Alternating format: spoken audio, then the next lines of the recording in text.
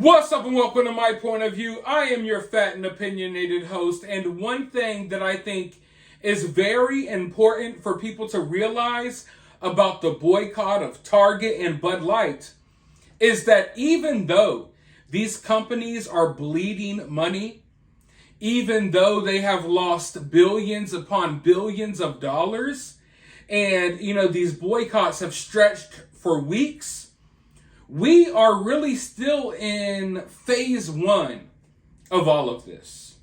You could look around at the devastation, the drop in value for these companies. And it may seem like a lot because it is a lot. It is a lot. It's more than a lot of us ever imagined. But this is still phase one, ladies and gentlemen.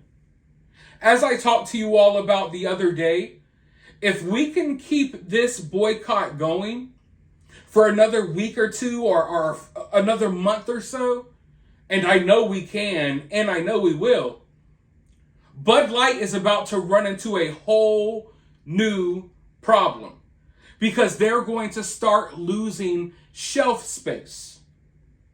They're going to start losing shelf space in stores. Meaning that stores aren't going to stock up as much Bud Light.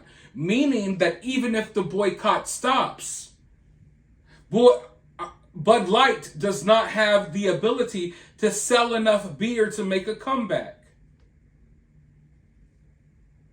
Now Target, that's a whole nother situation.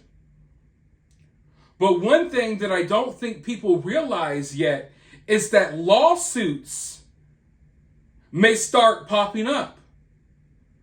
Shareholders of Bud Light, shareholders of Target, I gotta imagine that they're not happy about all of this nonsense. Yeah, Target had Pride clothing for years. And for years it didn't affect the stock. Therefore, these wealthy shareholders, they're not going to say anything. But when people start losing money, people who maybe aren't as, how can I put this, aren't as committed to this new woke agenda, people who aren't necessarily in the woke cult, people who value their money more than this new agenda that Target and Bud Light wants to push, they're going to get upset. And in many ways, I think they do have a valid case on their hands because these companies are almost knowingly tanking themselves, tanking their stock values, all in the name of what? Selling satanic clothing to kids? Is it really that important for you to have Satanists designing Pride clothing for kids? Is that more important than your business overall? Was having a dude in a dress twirling around in a hot tub with a case of Bud Light, was that more important than your shareholders? Now, mind you, I'm just a regular guy.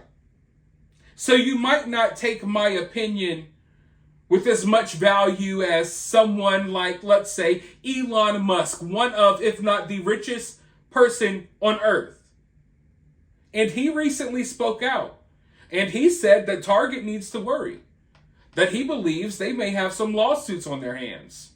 I'm going to go ahead and dive into this article, but first, make sure you hit that like button. It's totally free. It helps this channel a lot. Hit that like button, share the videos if you enjoyed them, and always make sure to drop your comments and opinions down below. They don't have to align with mine, but it's important that we get our opinions and our thoughts out there. You know, these crazy wackos that are coming after your kids, they're very loud online. They let their opinions be heard everywhere. It's time that you do the same.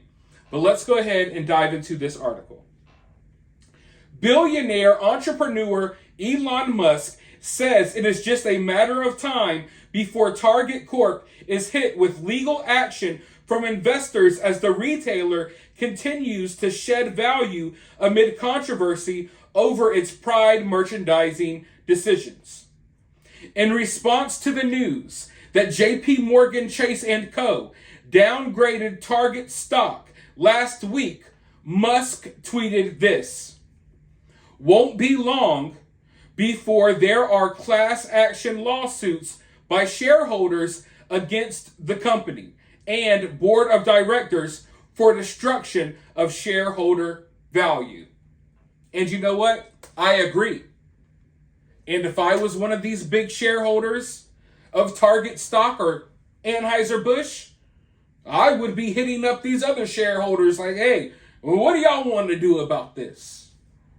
Now, mind you, I'm not rich. I had a little bit of Target stock, dumped it really quick. I'm not going to be a bag holder. You're not going to leave me holding the Pride Target bag. No. So I think that situations like this one, people need to understand the importance of what is happening here. Because not only are we sending these companies a message, we're sending investors a message as well. If we can pull this thing off, if we can continue staying strong and continue sending this message, then maybe in the future, these big investors will think twice before they invest in businesses that are pushing all of this woke nonsense.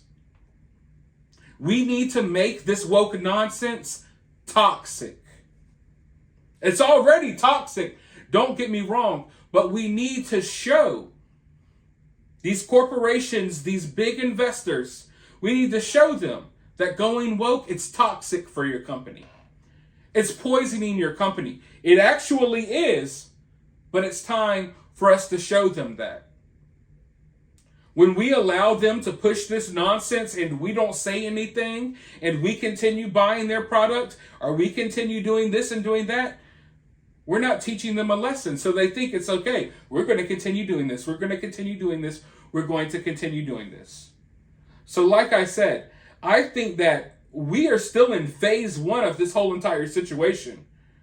This is going to be going on for years to come. The ramifications of all of this will be going on for years to come, especially if these class action lawsuits pop up. And like I said, I think it's very important that we don't just send these companies a message. We need to send these investors a message. Don't put your money into these companies that are going to tank themselves with woke propaganda. Put your money elsewhere. And guess what? If these companies are no longer getting these investors, they're no longer going to push the stuff that is pushing investors away. Let me know your thoughts, though, down in the comments below. While you're down there, hit the thumbs up, hit that subscribe, ring that notification bell. And I'll talk to you all in the next video.